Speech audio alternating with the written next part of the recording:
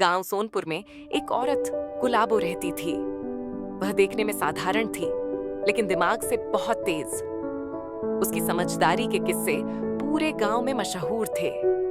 वह दूसरों की मदद भी करती थी, लेकिन जब कोई उसे नुकसान पहुंचाने की कोशिश करता तो अपनी चतुराई से खुद को बचा लेती।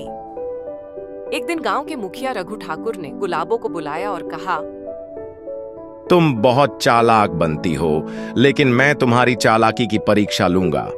अगर तुम हार गईं तो तुम्हें गांव छोड़ना पड़ेगा। ठाकुर साहब, मैं तैयार हूँ, लेकिन अगर मैं जीत गई तो आपको गांव के गरीबों के लिए एक कुआं खुदवाना पड़ेगा। ठाकुर ने शर्त मान ली और गुलाबो को एक कठिन चुनौती दी। ठाकुर ने गुलाबो को एक पिंजरा दिया जिसमें एक चिड़िया थी और कहा, बताओ, यह चिड़िया जिंदा है या मरी? अगर गुलाबो कहती जिंदा तो ठाकुर चिड़िया को दबाकर मार देता। अगर वह कहती मरी तो वह उसे छोड़ देता।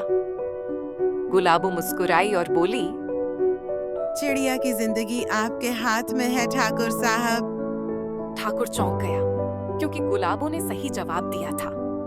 फिर ठाकुर ने पूछा, दुनिया की सबसे अनमोल चीज क्या है? गुलाबो ने जवाब दिया, समय। जो इसे समझता है वही जीवन में आगे बढ़ता है।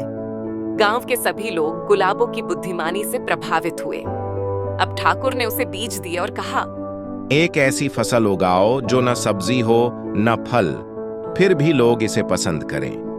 गुलाबो ने उन बीजों को अपने खेत में लगाया और कुछ महीनों बाद वहां घास उगाई। उसने घास को सुखाकर गांव में बेच दिया। लोग उसे जानवरों के चारे के रूप में खरीदने लगे।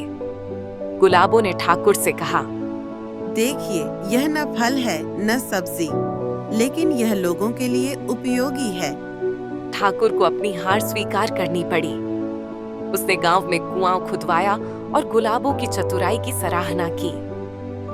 गुलाबो की कहानी यह सिखाती है कि दिमाग की ताकत सबसे बड़ी ताकत होती है। तो दोस्तों, मिलते हैं अगले वीडियो में। तो उसके लिए आप लाइक और सब्सक्राइब करें।